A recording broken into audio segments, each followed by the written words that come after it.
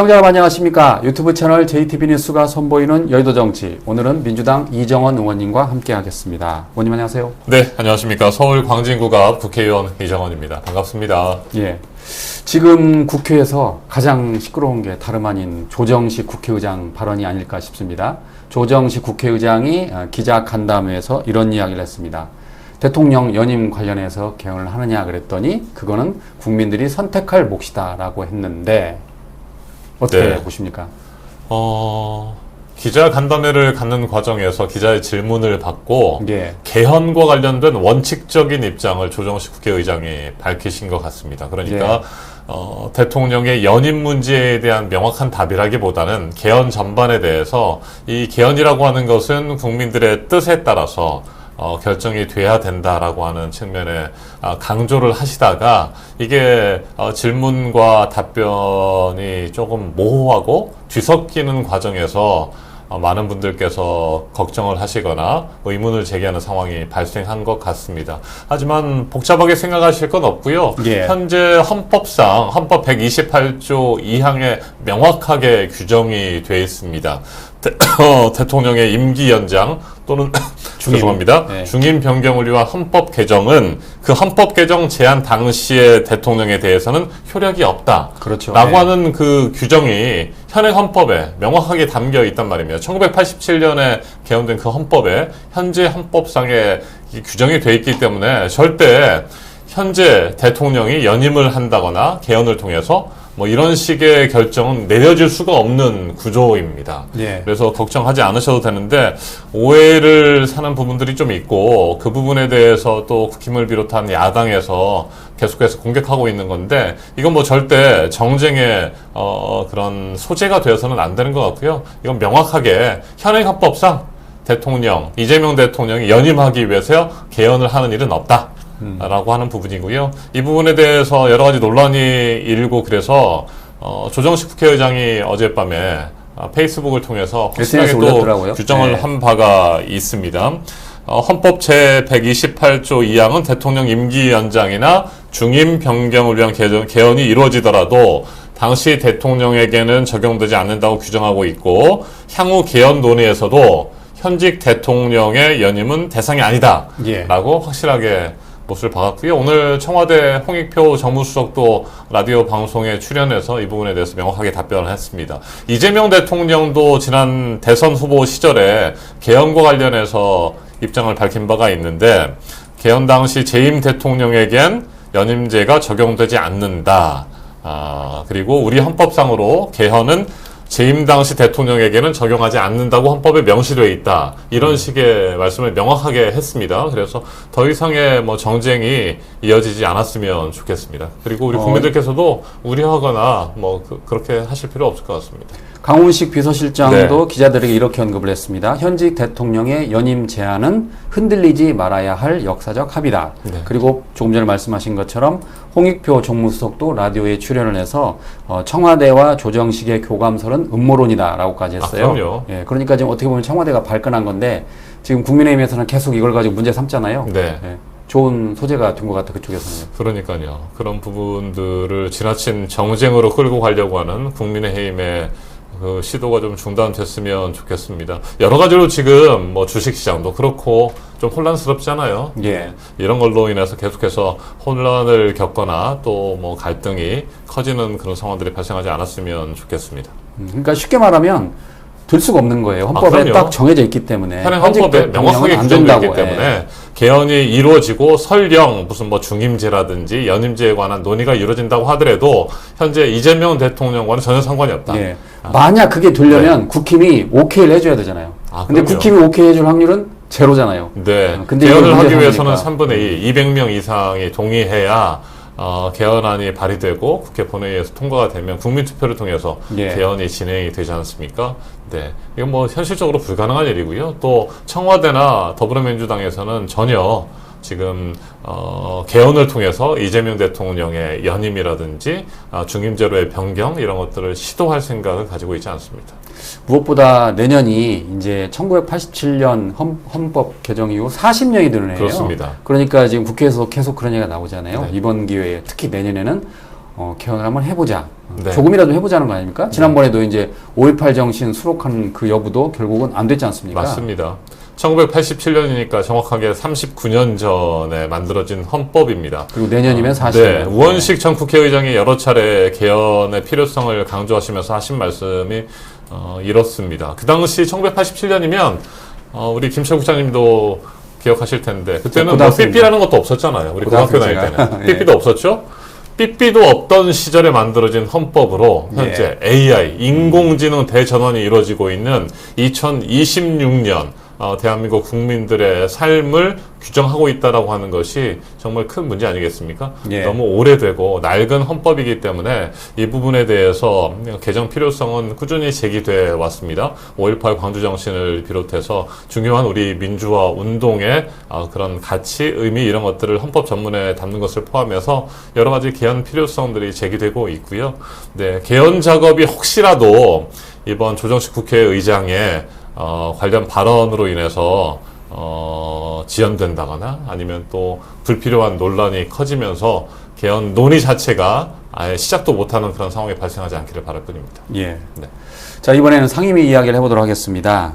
과방위에 이진숙 전 방통위원장이 오기로 했다면서요. 네, 당초에는 이진숙 다른 상임위에 가는 줄 알았는데 이제 최종적으로 과방위에 확정이 된 건가요? 맞습니다. 22대 국회 후반기가 6월부터 시작돼서 한 50여일 만에 겨우 원 구성이 끝났습니다. 전체 18개 상임위원회 가운데 11개 상임위는 우리 민주당 의원들이 원 구성을 맞춰가지고 실제로 상임위 활동을 진행했었는데 계속해서 국민의힘에서 법사위원장 자리를 요구하면서 복귀를 하지 않은 상태였었죠. 그러다가 일주일 전에 7개 상임위원장을 국민의힘이 받아들이는 것으로 해서 원 구성이 끝났습니다. 맨 처음에 국힘이 계속해서 국회 보이콧과 민생 보이콧을 할 때 조정식 국회의장이 국민의힘 의원들도 전체 18개 상임위원회 강제 배정을 했습니다. 보통은 민주당이나 국민의힘이 자율적으로 상임위를 배정을 해서 국회의장에게 올리면 국회의장이 그것을 인준하는 이런 방식으로 상임위가 배정이 되는데 국민의힘에서 계속해서 거부하고 국회에 들어오지 않고 있었기 때문에 강제 배정했는데 그 강제 배정했을 때는 이진숙 의원이 과방위에 속해 있지 않았습니다. 그때는 아니었죠. 네. 그래서 잘 됐다. 다행이다. 이런 생각을 했습니다만 그 강제 배정 부분을 거부하고 전체적으로 국민의힘 의원들이 상임위 배정된 그 안을 다 거부하고 사임을 했습니다. 그렇죠. 그래가지고 결국 불거진 게 멱살 잡는 것까지 나온 맞습니다. 거잖아요. 그래서 권영진 의원의 그 멱살잡이 논란도 좀 있고 현재 징계와 관련해서 굉장히 다툼이 심해지고 있는 상황인데 국민의힘 내부에서는 어쨌든 그렇게 해서 한 50일 지나서 국민의힘 의원들이 상임위원회에 들어오는 것으로 결정이 되지 않았습니까? 그 과정에서 이진숙 의원이 국회 과방위로 배정이 됐습니다. 당장 내일부터 국회 과방위 전체 회의가 처음으로 열리게 되거든요. 그래서 전체 20명 정도의 국회 과방위원들이 대면하고 회의를 시작하게 됩니다. 내일 주요 안건으로는 국회 과방위에 국민의힘 간사를 선출하는 그런 절차가 좀 있습니다. 제가 보기에 처음부터 아주 그냥 그런데 과연 간사 선출이 정상적으로 진행이 될까? 그 전부터 아마 꽤 시끄러울 것 같습니다. 오늘 저희 국회 과방위 민주당 의원들이 국회 소통관에서 기자회견을 했습니다. 이진숙 의원이 국회 과방위에 배정된 부분에 대해서 문제를 지적하고 규탄했고요. 이진숙 의원은 절대 과방위에서 의정활동을 해서는 안 된다라고 하는 문제점들을 지적한 바가 있습니다. 이진숙 의원 여러분들 기억하실 겁니다. 2년 정도가 벌써 지났습니다. 빵진숙으로 그때. 2024년 7월에 국회 과방위에서 당시 방통위원장 후보자로서 인사청문회를 사흘 동안이나 하지 않았습니까? 네. 저를 포함해서 우리 민주당 의원들이 정말 열심히 추적하고 또 이진숙 위원장의 특히 법인카드 사적 유용과 관련된 의혹들을 밝혀내지 않았습니까? 이 부분에 대해서 경찰이 수사를 진행했고 경찰은 혐의가 있다고 판단해서 그 사건을 검찰로 넘긴 상태입니다. 현재 그러면 검찰에 있는 상태입니다. 그런데 아직까지도 검찰이 수사 결과를 내놓지 않고 있어요. 하루빨리 수사 결과가 나와야 될 것 같은데 그런 사적 유용 의혹 또 그 다음에 뭐 배임 혐의 이런 부분에 대해서 검찰의 수사가 현재 진행이 되고 있는 상황이고요. 이것뿐만 아니라 공직자윤리법, 국가공무원법, 공직선거법 위반 등의 혐의가 굉장히 많이 있습니다. 이걸로 인해서 뭐 고소를 저희 국회 과방위 차원에서 했었고 고발하기도 했었습니다. 그러니까 지금 이진숙 의원은 피고발인, 그다음에 피의자 신분입니다. 예, 피의자 신분. 그 상태에서 경찰과 검찰, 고위공직자범죄수사처, 또 공직자윤리위원회 등에서 수사와 감사를 받고 있는 상태이거든요. 아직까지 피의자, 피고발인으로서 그런 여러 가지 혐의에 대해서 결과가 나오지도 않았는데 아무 일도 없었던 것처럼 고발을 했던 국회 과방위에 국회의원 신분으로 피고발인이 들어와서 의정활동을 한다는 것은 절대 말도 안 되는 일이다라고 얘기를 저희가 했습니다. 특정 의원 한 사람의 문제가 아니고요. 국회의 원칙과 상임위원회의 신뢰를 크게 훼손하는 문제이기도 합니다. 이진숙 의원은 과방위원으로서의 기본적인 그런 자격을 갖추지 못했다고 볼 수 있습니다. 과방위는 정부를 감시하고 특히 방송통신정책과 국가 예산을 심사하는 그런 의정활동들을 펴게 되는데 그만큼 높은 도덕성, 공정성, 정치적 중립성이 요구되는 그런 상임위원회입니다. 그런데 앞서 말씀드린 것처럼 업무상 배임 혐의, 공직선거법 위반 혐의, 정치적 중립 의무 위반 논란, 직권남용, 직무유기 이런 의혹들을 받고 있는 이진숙 의원이 과방위에서 활동한다는 것은 말도 안 되고 자격 미달이다. 그래서 국민의힘은 이진숙 의원에 대한 국회 과방위 보임을 즉각 철회하라라고 요구를 하고 있고요. 그냥 100번 양보해서 일단 수사받고 감사를 받은 뒤에 정말 혐의가 전혀 없다. 그리고 아무런 문제가 없다라고 하는 결론이 내려지면 그때 과방위 와도 된다. 하지만 지금은 아니다라고 저희는 생각하고 있습니다. 공직자는 이해충돌 사안에 개입해서는 안 되는 거 아니겠습니까? 그리고 방통위원장으로 활동할 때에 2인 체제, 불법적인 체제에서 잘못된 결정들도 많이 내렸었고 이 부분에 대한 진실을 파악하는 작업도 22대 국회 후반기에서 진행될 예정인데 그 의혹의 당사자 그리고 불법 부당한 그런 방통위원장으로서의 역할에 대해서 우리가 파헤쳐야 되는데 그 당사자가 그런 국정감사나 현안 질의의 주체로서 나서서 방통위의 그 다음 기관이란 방미통위를 감사하거나 또 현장 질의를 한다거나 이런 것은 있을 수 없는 것 아니겠습니까? 예. 그리고 그 당시 방통위 부위원장인 김태구 의원은 지금 운영위로 지금 배정을 받았나요? 법사위 배정이 돼 있고 또 국회 운영위원회에서도 활동을 하게 됩니다. 오늘도 국회 운영위원회 전체 회의가 열렸습니다. 거기서 지금 패스트트랙 문제가 있었죠? 패스트트랙과 관련해서 저희가 패스트트랙이 330일로 심사 기간이 되어 있는 것을 그러니까 거의 1년입니다. 너무 기간이. 길다라고 판단을 했고 이것을 90일 정도로 줄이는 그런 그러니까 법안을 상임위에서 60일, 법사위에서 30일, 토탈 90일로 줄이자면 그 내용이잖아요. 네, 맞습니다. 그러니까 패스트트랙은 말 그대로 신속 처리 안건입니다. 그러니까 우리 민생과 중요한 관련이 있거나 굉장히 신속하게 처리해야 할 그런 법안들이 많이 있습니다. 특히 AI 대전환의 시대에 우리 국회 과방위에 그런 법안들이 많이 있는데 말로만 신속 처리 안건이라고 하고 330일이면 거의 1년이잖아요. 근데 1년 동안 끊임없이 정쟁만 일삼게 되고 국민의힘에서는 계속해서 발목 잡기만 하고 심사를 지연시키거나 이런 일들이 굉장히 많이 있었습니다. 전반기 국회 과방위에서도 법안 심사 소위를 개최하면 여러 가지 트집을 잡아가지고 아예 심사에 들어오지도 않고요. 그러면서 시간을 끌고 그래서 저희가 이제 빠르게 뭔가를 결정하려고 하면 또 밀어붙인다. 일당 독재다라고 하는 말도 안 되는 주장을 펴면서 가로막는 그런 상황들이 계속 반복이 됐던 것입니다. 국민의 입장에서 생각해보면 정말 국회 입법 마비를 막기 위해서 도입한 패스트트랙이라고 하는 것이 국민의 삶을 개선하는 데 전혀 도움이 안 되는 거죠. 그러면 국힘은 왜 그걸 반대하나요? 어차피 국민들한테 좋은 법안인데 패스트트랙? 신속 처리 안건이라고 하는 것이 여야가 합의를 이끌어내지 못하는 그런 법안일 경우가 많이 있지 않겠습니까? 그렇죠. 그렇기 때문에 330일 동안 충분히 협의를 진행하라라고 하는 차원에서 330일의 심사 기간이 정해져 있는데 이것을 심사 기간을 줄인다는 것이 말이 되느냐? 이게 논리적으로는 맞는 말 같습니다. 근데 그것은 적극적으로 법안 심사에 임한다라고 하는 전제하에 주장할 수 있는 것인데 예. 그동안의 국민의힘의 행태를 보면 거의 모든 법안들, 민생 법안마저도 처리하는 것들을 발목을 잡고 또 보이콧하고 그러지 않았습니까? 여야가 합의한 그런 민생 법안마저도 국회 본회의에 올라가 있는데 이걸 처리되는 것을 막기 위해서 필리버스터를 끊임없이 신청하고 있는 상황입니다. 예. 형사소송법 개정안도 내일 목요일에 국회 본회의에 상정될 것으로 예상이 되는데 이것도 역시 필리버스터로 맞선다고 합니다. 예. 네. 그러면 본회의 올라가면 그것도 네. 저기 24시간 이상의 필리버스터가 진행이 됩니다. 결국은 근데 통과되잖아요. 결국. 네. 네. 10월 2일에 검찰청이 해체가 되고 네. 중수청과 공소청이 업무를 시작해야 되기 때문에 시간이 많지 않습니다. 네.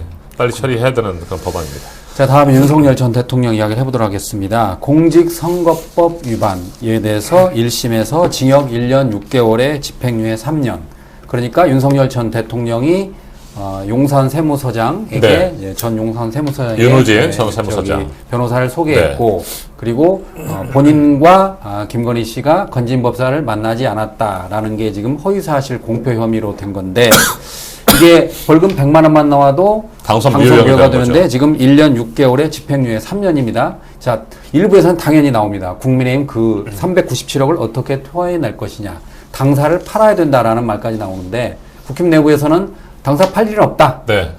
최악의 경우 당사를 담보로 잡아서 이렇게 은행에 돈을 빌리면 되는 거 아니냐. 뭐 그런 이야기까지 나오더라고요. 그렇게 얘기를 하고 있습니다. 어떻게 보십니까? 벌금 100만 원 이상이 되면 당선 무효형이 되는데 네.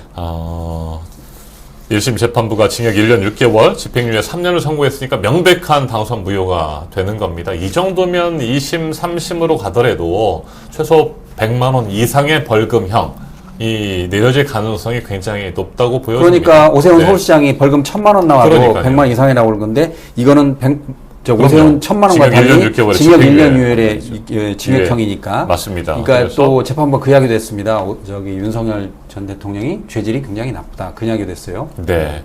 뭐 윤우진 전 세무서장 그리고 건진법사 관련 거짓 해명이 유권자를 기만한 허위사실 공표다라고 명확하게 1심 재판부가 인정한 상태입니다. 397억 원의 선거비를 보전해야 되는 상황이 됐습니다. 선거 공영제에 따라서 선거법에 맞춰서 정치 자금이라든지 아니면 당의 비용으로 미리 선거 비용을 쓰고 당선이 됐을 경우에 그리고 15% 이상의 득표를 얻었을 경우에는 100% 선거 비용, 정치 자금법에 규정되어 있는 선거 비용을 보전받게 돼 있는 것이죠. 네. 그래서 지난 2022년 20대 대통령 선거 때 윤석열이 당선되고 397억 원의 그 선거 비용을 국가로부터 받았던 것인데 네. 당선 무효형이 됐기 때문에 이것을 다 지금 돌려줘야 되는 상황입니다. 올해 6월 기준으로 보니까요, 국민의힘의 현금성 자산이 한 190억 원 정도가 190억? 있다고 예. 합니다. 그런데 이 190억 원이 인건비라든지 이런 예. 것들 고정 지출용으로 써야 할 그런 돈이어서 397억 원을 마련하는 것은 굉장히 어려운 상황인 것 같고요. 예. 여의도에 국민의힘 당사가 있잖아요. 예. 저희가 지금 방송 진행하고 있는 이 예. 건물의 바로 이 옆에, 근처에 네, 있습니다. 바로 앞에 있죠. 예. 그 국민의힘 당사를 담보로 해서 대출을 받는데 이것도 한꺼번에 납부하기가 어렵고 분할 납부하는 방안이 검토되고 있다. 뭐 이런 보도들이 나오고 있습니다. 네, 그런 상황에서 결국에는 대법원의 확정 판결이 나면 397억 원을 물어줘야 되는 것은 피하기 어려운 상황인 것 같습니다. 자격이 안 되는 그런 윤석열을 대선 후보로 내세웠고 또 윤석열은 그 대선 과정에서 여러 가지 허위 사실을 유포한 것들이 명확하게 드러났습니다. 당선 무효형 선고는 사필 규정이라고 생각하고 있고요. 거짓 해명의 대가를 톡톡히 치르게 된 상황입니다. 네. 극우 세력과 단호히 결연하지 못하고 오늘도 국회 운영위원회 들어갔는데 김태규 의원이 예. 왜 윤석열 그러느냐. 윤석열 대통령에게 대통령이라고 해야 전 대통령이라는 호칭을 빼고 윤석열이라고 부를 수가 있느냐라고 하면서 막 엄청나게 소리를 지르면서 회의장을 뛰쳐나갔습니다. 그러면 장동혁 대표는 뭡니까? 재명아 고등학생 말고 나랑 싸우자고 현직 대통령까지 했는데. 그러니까요. 자신들을 돌아보지 못하고 그런 예. 상황입니다. 여전히 극우 세력을 옹호하고 있고 윤 어게인 세력과 함께 하려고 하는 국민의힘 의원들의 모습인데 참 내란을 저지르고도 이렇게 철면피처럼 행동하는 모습들을 보면서 참 답답합니다. 그러면 김태규 의원은 초반에 그걸 외치고 나간 건가요? 아니면 네, 김태규 의원과 함께 있었던 국민의힘 의원들이 예. 이번에 패스트트랙 법안 처리하는 것과 관련해서 자신들의 주장을 펴고 나서 쫙 빠져나갔어요. 예. 그리고 나서 주변을 살펴보니까 김태규 의원 혼자 남아 있었던 겁니다. 아. 그러니까 자기도 무슨 말을 하려다가 벌떡 일어나서 소리 지르면서 나갔습니다. 그 명분이 네. 왜 호칭을 대통령 호칭을 안 붙이느냐 네네, 그런 그랬군요. 주장도 폈죠. 예. 자, 이번에는 그 일본 소식을 좀 알아보도록 네. 하겠습니다. 안타까운 사연인데 일본 구마모토현에서 규모 7.1의 강진이 발생했다. 현재 지금 나온 사상자가 한 10여 명이 된 것 같아요. 네. 근데 10년 전에는 200명이 넘게 사망한 지역이잖아요. 그 맞습니다. 당시에 정확하게. 우리 이정은 의원님께서 그 네. JTBC 특파원 시절에 현장도 갔다고 뭐 그러던데 어떤 곳인가요? 그렇습니다. 정확하게 2016년에 규모 7.3의 강진이 발생했던 곳입니다. 네. 어제 오후 4시 조금 넘어서 지진이 발생했습니다. 후쿠오카 여러분 뭐 한국 우리 국민들도 많이 여행 가는 곳 후쿠오카. 네. 후쿠오카가 있고 그 옆에 이제 쿠마모토가 있는데 후쿠오카에서는 한 100km 정도 이상 떨어져 멀지는 있는 않은 곳이고 곳이네요. 쿠마모토에서는 아주 가까운 곳에서 지진이 어제 발생했습니다. 규모 7.1의 강진이 발생하는 거죠. 정확하게 10년에 제가 도쿄 특파원을 할 때 2016년 4월 14일로 기억이 됩니다. 제가 그날 밤에 도쿄에 있었는데 도쿄 헬스클럽에서 운동을 하고 있었습니다. 그런데 지진이 막 발생했고 TV를 보니까 지진이 발생했다라고 하면서 속보가 막 계속 나오고 있는 상황이었습니다. 네. 그때 발생했던 쿠마모토의 지진대가 정확하게 따지면 구마모토현 마시기 마치라는 곳, 그러니까 구마모토현의 서쪽에 있는 바다, 이쪽에 걸쳐 있는 한 81km 정도의 단층대입니다. 신하구 단층대라고 하는데 정확하게 10년 전에 발생했던 그 단층대에서 또다시 지진이 발생한 겁니다.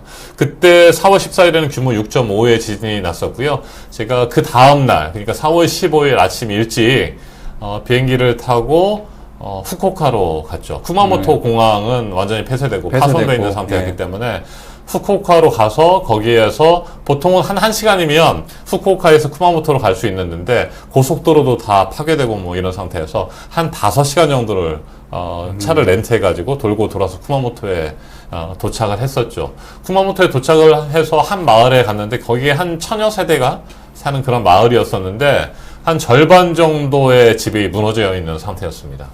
네. 그래서 이제 그 현장에서 저희가 방송 리포트도 준비하고 생방송 연결도 하고 그랬습니다. 저희가 이제 현장에 나가면 김철 국장님도 기자 하시면서 잘 압니다만 그 피해 현장 같은 데서 주변에 피해 현장을 배경으로 해서 스탠드업이라고 하는 것도 하잖아요. 네. 제가 그날 4월 15일 구마모토 현지에 도착해서 스탠딩을 한 곳이 2층짜리 목조 건물이었습니다. 그때는 거의 절반 정도의 건물이 다 무너져 있는 상태였고 제가 스탠드업을 잡은 그 뒤편에 있던 목조 건물이 그나마 2층인데 무너지지 않고 있는 상태였습니다. 그래서 방송을 내보냈는데 그날 밤에, 그러니까 정확하게는 4월 16일 새벽 1시 13분 정도에 2차 지진, 강진이 발생했습니다. 6.5의 1차 지진이었고, 그리고 나서 이제 여진을 조심하라고 했었는데, 여진이 아니라 본진이 뒤늦게 온 거죠. 네, 그래서, 그때 4월 16일 새벽 1시 13분 정도에 규모 7.3의 6.5였고 1이, 그리고, 2차 지진은 7.3의 강진이 발생한 겁니다. 7.3이면 엄청납니다. 그리고 그날, 7.3의 강진이 났을 때 제가 쿠마모토 중심가에 있는 호텔 8층에 있었거든요. 그때는 막 기사 쓰고 있었는데 막 울리기 시작하는데 2차 7.3의 규모 강진이 발생했을 때 공포스러웠겠네요. 그럼요. 네. 정말 거짓말 하나도 않고요. 진짜 무서웠겠네요. 건물이 위, 아래, 양 옆으로 거의 막 이렇게 움직입니다. 어. 이렇게 움직이고 그 책상 위에 있었던 TV 이런 것들이 다 쏟아져 내려가고 테이블도 뒤집히고 예. 그리고 머리맡에 있었던 뭐 시계라든지 이런 것도 다 떨어졌고요. 정말 뭐 다다다다다 소리가 나는데 엄청나게 공포스러운 그런 상황이었습니다. 제가 겨우겨우 계단을 타고 내려가서 보니까 호텔에 있던 사람들이 다 뛰쳐나와가지고 도로 한복판, 아스팔트 한복판에 서 있더라고요. 한복판에 서 있는데 이 아스팔트 도로가요 이렇게 움직입니다.